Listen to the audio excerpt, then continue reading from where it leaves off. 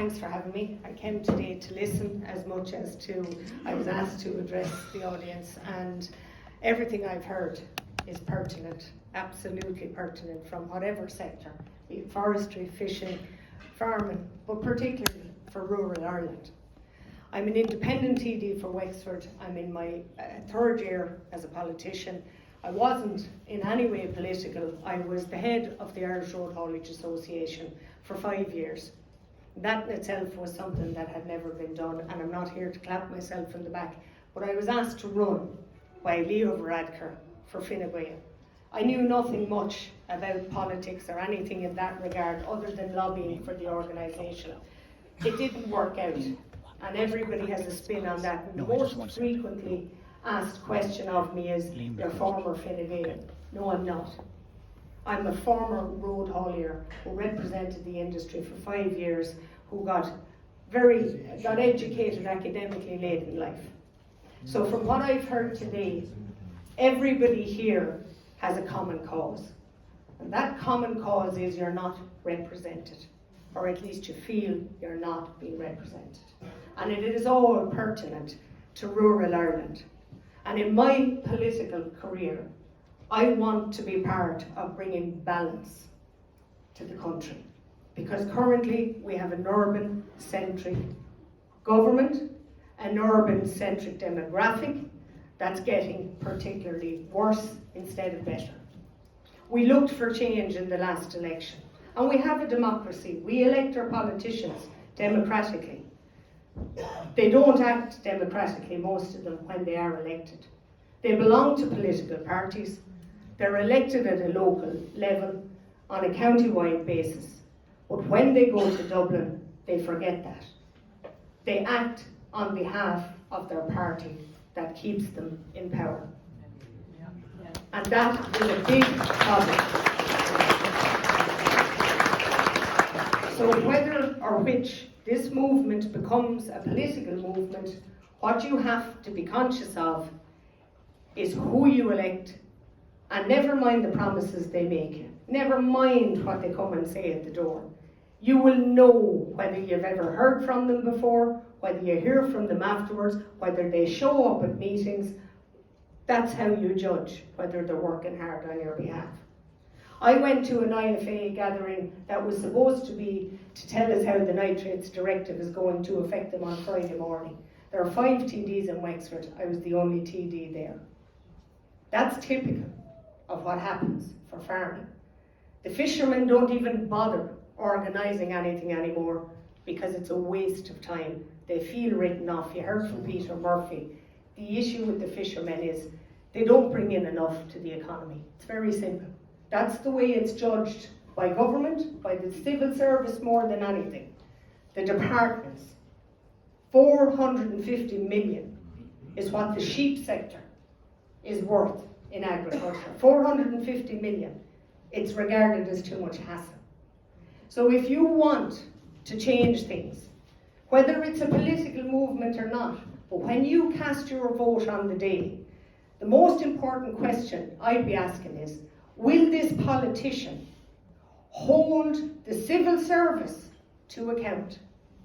Because politicians come and go, and ministers come and go, but there's never a Secretary General or a county manager put in front of the electorate to answer your questions.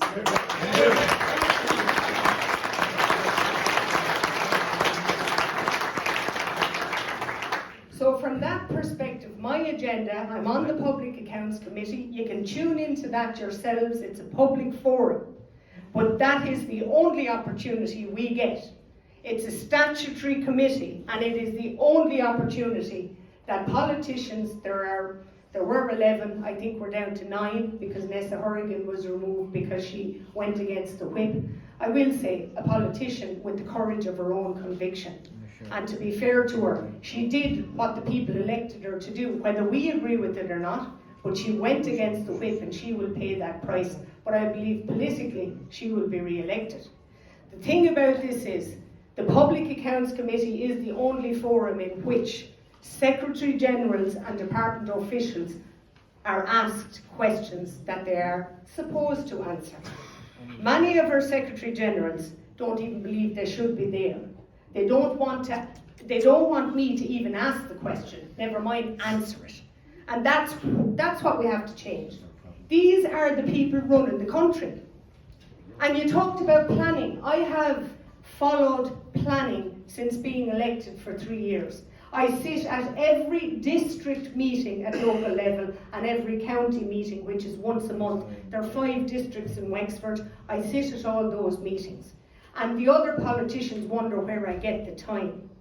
It's important because 34 councillors in Wexford decide on the planning for the county through the county development plan. And when you ask about, somebody talked about a special area conservation. You're absolutely right. These rules keep coming at us from environmental laws in Europe. Nobody at local level even reads them, but the Wexford County Council will enforce them as if everybody's life is dependent upon it. And you will not build a house in rural Ireland. You will if you're a farmer's son or daughter, whoever is running the farm. But if you're a farmer about to give your son or daughter an acre to build a house or a half an acre, well, unless they're living within 5 kilometres in most cases, they won't be building a house, they'll be told to buy one in the towns. We will erode rural Ireland. There will be nobody to work in our farms. There will be no one to work in our local shops. We certainly won't field GAA teams. And this is where the people who are not farmers need to understand. They are a community of farmers, fishers, teachers, doctors, nurses, GAA, soccer. It's about community as much as it's about farming. We are definitely dwindling the farming community, there's no doubt, but the rest of the community won't survive without you either. And I think if there's one thing you leave with today, think about the ticking of the box. I am what I call an obstructor as a politician. I will say it as it is, and it's not always politically correct, and I try to avoid being too impolitically correct because it takes too much of my time. I have to explain something, maybe my command of English isn't the best. I did leave school early, but went back, and sometimes I get it wrong. But it is not on the basis of trying to, I suppose, anyway, never mind. The issue is this. The issue is that you're here in a gathering of about 300 people with the same agenda. You might have different interests, but you have the same agenda, and that is to have your voice heard and to stop the erosion of rural Ireland and bring balance.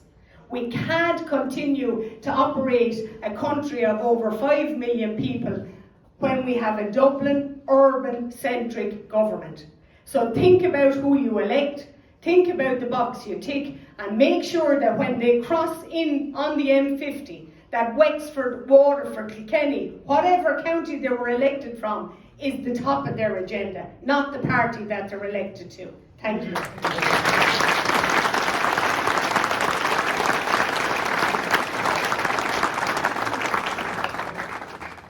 Thank you so much, Verona.